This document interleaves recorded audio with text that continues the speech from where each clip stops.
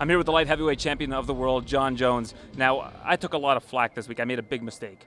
I went and I outlined you at age 28 and Max Holloway at 28, but I wrote that you were 16-1 at the time, and people freaked out on me saying that you didn't lose to Matt Hamill.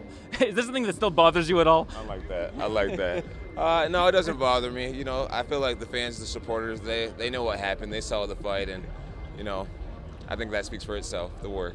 Absolutely. You'd be shocked at how many people were like appalled that I had put awesome. this out there. I love my fans, man. They're so awesome.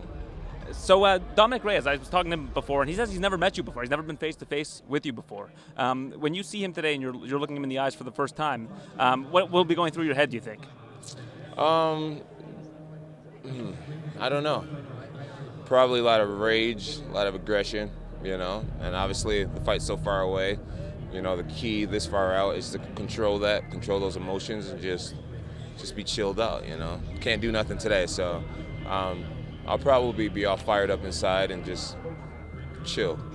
You talked lately about wanting an opponent that you can get out of bed for, somebody that's really going to get you fired up. Now, you've beat undefeated guys before. You've beat guys that are younger than you before, but never someone who's both. Is that something that Dominic Reyes brings to the table that intrigues you? Nope, not at all. We all have ages, you know. We're all undefeated at one point in our career.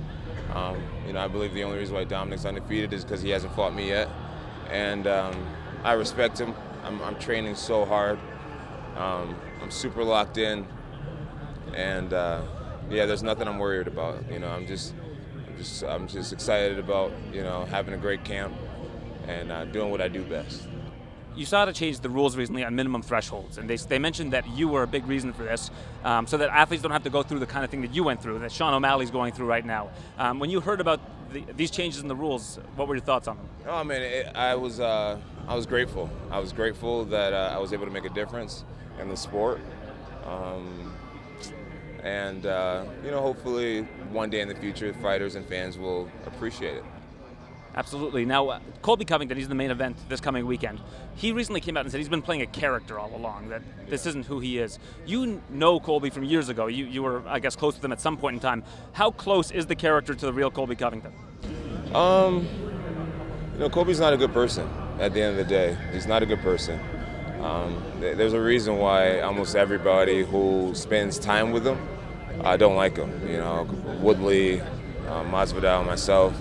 You know, I live with Colby, and I've made a lot of mistakes. And if I can say someone's not a good person, it must go a long way, right? Because I'm sure there's a lot of people who don't think I'm a good person. Colby is a rotten individual. I think as people get to know him over the years, they'll see. What was it about him that rubbed you the wrong way? Colby, man, I don't want to go back to living with him and the person he became once we weren't friends. He's a very dark kid, and now he has money, and I feel sorry for the people around him, honestly. All right, Jon, well, it's a pleasure spending time with you, and best of luck this February in Houston. All right, thank you, man. You be good.